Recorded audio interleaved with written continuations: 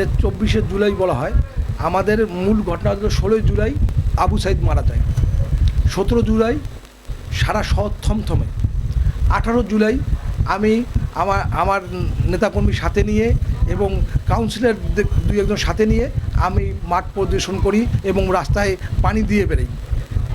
19শে জুলাই আমার শুক্রবার, 19শে জুলাই শুক্রবার আমার সিটি বাজারের সামনে পর 5-6 জন মৃত্যুবরণ করে। সেই মৃত্যুবরণগুলো আমি টোটালি আমার তখন আমি একটা অ্যাম্বুলেন্স দেওয়া আছে, এখনও আমার অ্যাম্বুলেন্সটা আছে আমার 23 নং ওয়ার্ডবাসীর জন্য। ওই অ্যাম্বুলেন্সে আমি তাদেরকে পাঠাই। তখন 3টি লাশ আমার 23 নম্বরে হয়, চাপ দেওয়া হয়। সেই চাপ দেওয়ার মাধ্যমে আমি মাটি দেওয়ার ব্যবস্থা করে দিই তাদেরকে।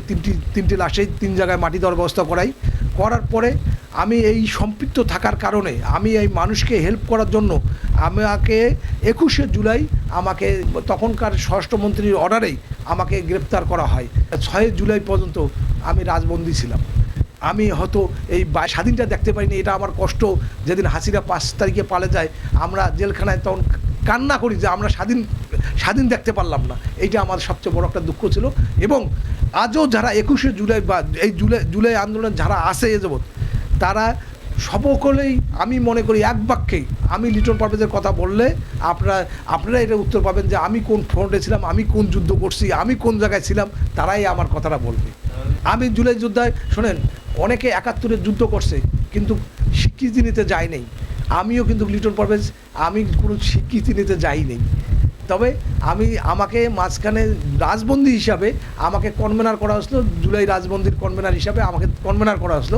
কিন্তু আমার আসলে এই যুদ্ধ করার পরে ওই সফলতা নেওয়ার এই অভ্যাসটা আমার ছিল না বলে আমি কিন্তু এটা কখনোই নেই।